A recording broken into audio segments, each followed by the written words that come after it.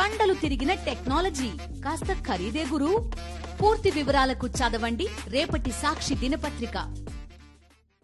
విజయవాడలో ఎవరిని కదిలించినా కూడా కష్టాలే కన్నీళ్ళే దర్శనమిస్తున్నటువంటి పరిస్థితి ఉంది.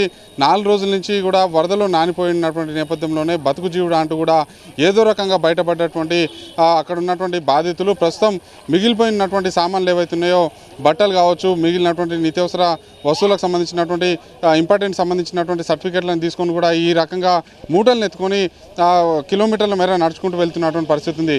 వాళ్ళు ఎందుకు నడుచుకుంటూ వెళ్తున్నారంటే ఆటోను మందలిస్తే కనీసం ఎక్కాలంటే 200 అడుగుతున్నారు. లేదన్నా రిక్షా తీసుకొని వెళ్ళాలన్నా కూడా కనీసం రిక్షాలు కూడా దర్శనం ఇవ్వకపోయినటువంటి నేపథ్యంలోనే ప్రస్తుతం నిండా మునిగిపోయి జేబులో చిల్లిగవ్వ లేకపోవడంతో కిలోమీటర్ల దూరం కూడా నడుచుకుంటూ వస్తున్నారు. నడుచుకుంటూ వస్తున్న వాళ్ళు మనలాంటి యువకులు అయితే పర్లేదు, ముసలి వాళ్ళు ఉన్నారు, మహిళలు ఉన్నారు, చిన్నపిల్లలు ఉన్నారు. ఒక సంకన చిన్నపిల్ల ఉంది, మరొక నెత్తి మీద ఇలాంటి మూటలు ఉన్నటువంటి పరిస్థితి ఉంది. ఇంత బరువు మోస్తూ కూడా కిలోమీటర్ల దూరం నడుస్తున్నాం. 4 రోజుల పాటు తిండి తిప్పలు లేకుండా కూడా బతుకు జీవుడు అంటూ అరిగోసను అనుభవించినటువంటి తమకు కనీసం వాహనాల సదుపాయం ఏర్పాటు చేస్తే మేము అనుకున్నటువంటి చోటుకు వెళ్తాం కదా అని చెప్పేసి కూడా వాళ్ళు ప్రశ్నిస్తున్నటువంటి పరిస్థితి ఉంది. ఒకసారి మాట్లాడదాం. చెప్పండి, ఎంత అడుగుతున్నారండి ఆటో వాళ్ళు? ఇక్కడ నుంచి బస్ స్టాండ్కి వెళ్ళాలంటే 500 రూపాయలు అడుగుతున్నారండి. 600 ఇమ్మన్నారు, 500 రూపాయలు 600 రూపాయలు అడుగుతున్నారు.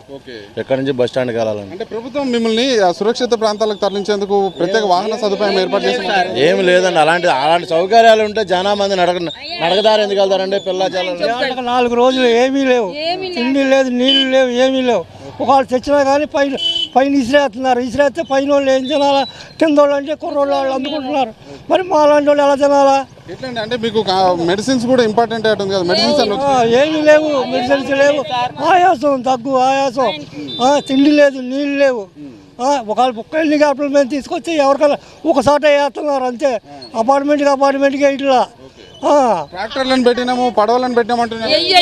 ఏమి పెట్టలేదు అసలు 4 రోజులు పట్టలేవు. ఇయ్యాలు వస్తున్నాయి పడవలు. కాదు, ట్రాక్టర్లను పెట్టి మిమ్మల్ని అందరినీ బయటికి తరలిస్తున్నాం. ఇవాళ వచ్చినాయి కానీ మమ్మల్ని ఎవరిని ఎక్కించుకోలే. అమ్మ చెప్పండి అమ్మా, ఎట్లాంటి ఇబ్బందులు ఎదుర్కొన్నారు? ఇలాంటి మూటలు ఎత్తుకొని వెళ్తున్నారు కదా. అసలు ఇలా జరిగిద్దని అసలు మేము ఎప్పుడూ అనుకోలేదు. కనీసానికి మాకు తాగటానికి కూడా నీళ్లు లేవు. అసలు గబుక్కుని ఎవరికి ఏదైనా అయినా, కడుపుతో ఉన్న వాళ్ళైనా, బాగాలేని వాళ్ళైనా, ఏదైనా జరిగినా తీసుకురావడానికి కూడా సహాయం చేసే వాళ్ళు కూడా మాకు లేరు.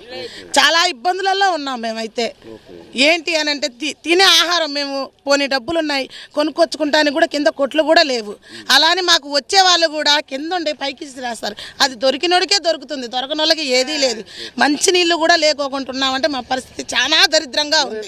ఇట్లా మూటలు ఎత్తుకొని ఎంత దూరం నడుస్తారు మీరు? ఇప్పుడు చూడండి, ఆటో ఏదన్నా మీ కళ్ళ ముందు అడుగుతాను, అతను ఏమంటున్నాడు 600 అడుగుతున్నాడు. ఆయన 600 అడుగుతున్నాడు. మేము మాకు అన్ని పోయి ఇలా ఉన్నాం. మేము 600 ఇచ్చి ఎక్కే స్థితిలో ఉన్నామా? అప్పటికి 300 ఇస్తామని కూడా అన్నా కూడా ఆటో డ్రైవర్ ఊరుకోవట్లేదు. ప్రతి బోట్లు కూడా డబ్బులే తీసుకుంటున్నారు. అక్కడ మాకేదో సాయం చేస్తున్నారు అనేసి లోపలికి వస్తున్నారు కానీ 50 రూపాయలు 100 రూపాయలు అంటున్నారు బోర్డు కంట. చిన్న పాపం తీసుకొని నడుచుకుంటూ వస్తున్నారు, మేము చూస్తూనే ఉన్నాం. 4 రోజుల పాటు నీళ్ళలో నాని ప్రస్తుతం కాళ్ళ నొప్పులతో వెళ్తున్నారు. అసలు అరికాళ్ళకు మేకులు గుచ్చుకుపోతున్నాయి, గాజు మేకులు గుచ్చుకుపోతున్నాయి. వరదలు అసలు ఎలా వస్తున్నామో ఏంటి ఆ బాధ మాకు తెలిసింది. ఇన్ని రోజుల నుంచి ఆకలితో అల్లాడిపోయాం, నీళ్ళతో బాధపడ్డాం. కూడా దయా దాచం లేదండి. పడవలు కూడా ఇవాళ వస్తున్నాయి. అక్కడ ఆటో డ్రైవర్ అడుగుతుంటే 600 500 అనుకుంటే వెళ్ళిపోతున్నాడు ఆటో డ్రైవర్.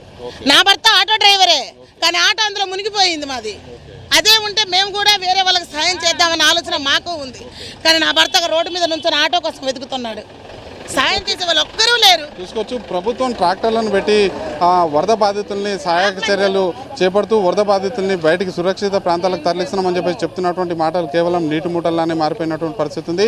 నెత్తిన ఇలాంటి మూటలు పెట్టుకొని కిలోమీటర్ల దూరం బతుకు జీవుడు అంటూ కూడా వాళ్ళు నడుచుకుంటూ వెళ్తున్నటువంటి వ్యక్తులు ఇప్పటికే దాదాపు 4 రోజుల పాటు నీళ్ళలో నాని ఉండడంతో ఒకవైపు పాదాలు చెడిపోయినాయి, మరోవైపు మోకాళ్ళ నొప్పులు ఉన్నాయి, మరోవైపు వృద్ధులు మహిళలు ఉండడంతో తీవ్ర ఇబ్బందులు పడుతున్నామని చెప్పి చెప్తున్నారు. ప్రభుత్వం ఎడిపోయింది, యంత్రాంగం ఎడిపోయిందని చెప్పేసి కూడా వాళ్ళు ప్రశ్నిస్తున్నటువంటి పరిస్థితి కనిపిస్తుంది. శ్రీనివాస పాషం అశోక్ రెడ్డి, సాక్షి టీవీ, విజయవాడ.